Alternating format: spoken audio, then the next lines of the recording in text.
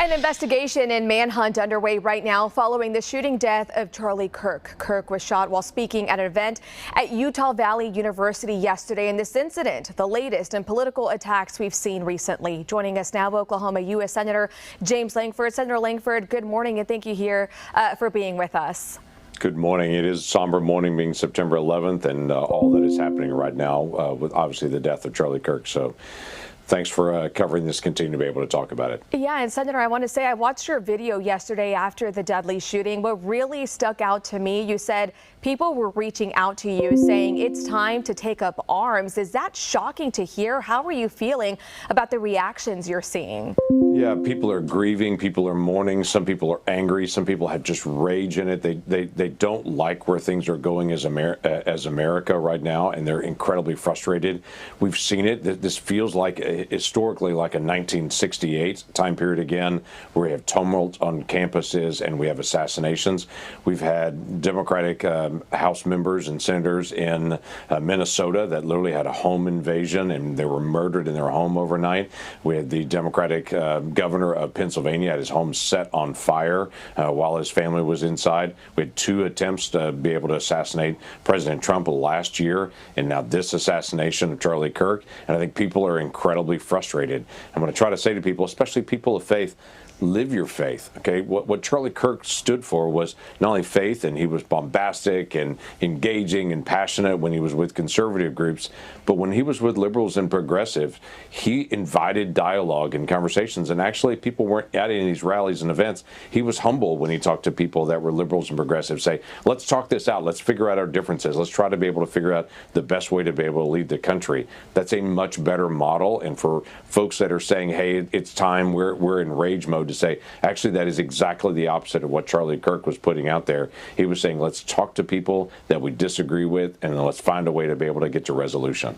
And Senator, I think you talked about how people, Americans, they're just feeling sad. They're feeling angry about what's happening in our country. What is your message to elected leaders and the public about restraint and accuracy as this investigation develops?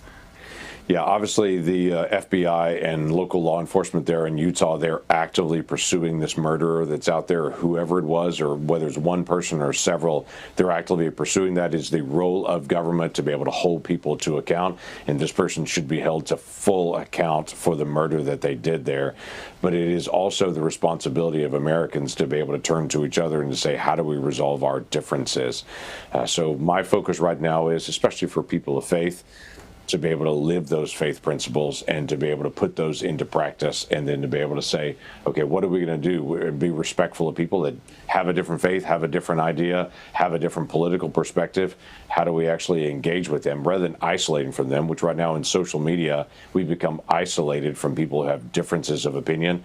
I even talk to families that they won't talk to other family members who voted for a person they disagree with.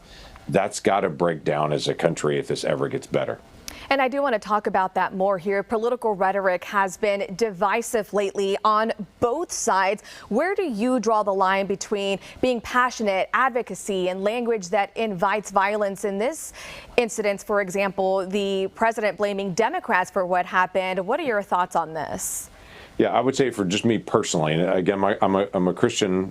For me, I look at people differently from a Christian worldview and a biblical worldview. Every person's created in the image of God. They have value and worth, even people I disagree with. And so for me, in arguments and debates in areas where I'm very passionate about issues, I'm going to debate things because I believe it's the right way to be able to go.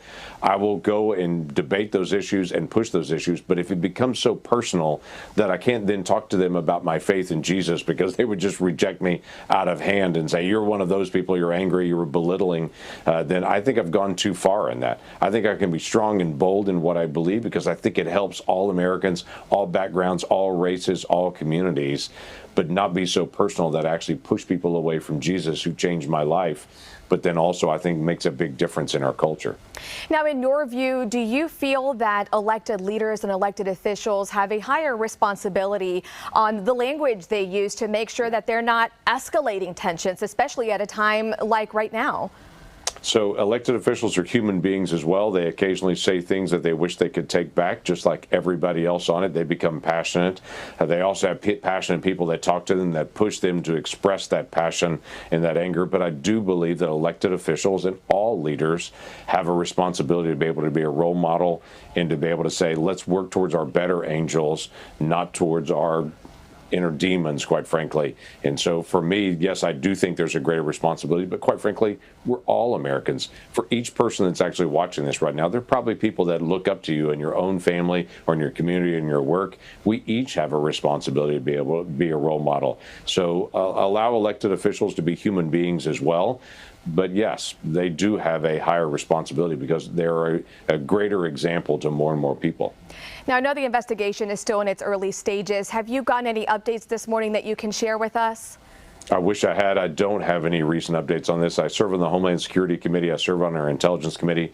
Intelligence obviously deals with foreign entities, and we have no intelligence that this is a foreign entity that's actually coming after that murdered Charlie Kirk. So this is a local law enforcement issue where the FBI is assisting in going through the process of the investigation. But they will be caught, they will be identified, they will be held to account. You talked a little bit about this earlier, about coming together, moving forward. How do you see the country coming together to put an end to political violence? What needs to be done? Yeah, I would start with don't believe everything you read on social media. That would certainly help us as a country. It's amazing to me. People get angry and some people throw things out on social media.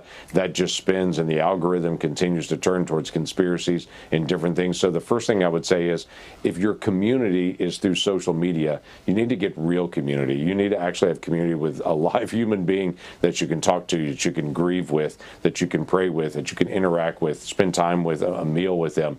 That is a much stronger way to be able to do that. And I know the social media companies are trying to draw us back into social media all the time to be able to spend money with them and have advertisers run at you from their perspective. But breaking away from the social media rabbit hole of conspiracy theories and actually getting back in community with people will make such a difference. I talked recently when I was in August and I was home. I visited multiple different schools, and it was interesting to me to listen to principals and superintendents talk about how different the campus is this year when there are no cell phones that are on campus, that the students are different, the environment is different, things have changed dramatically at lunch and in classrooms just based on getting away from all that. So if we're going to change as a culture, we need to look at some of the things that are driving us to division, and a lot of that is how much time people are spending on social media right now. So we've got to be able to get away from that. Senator Lankford, we appreciate your time. Keep us updated on the investigation, and we hope to hear from you soon. I look forward to that. Keep praying for the nation. All right, thank you.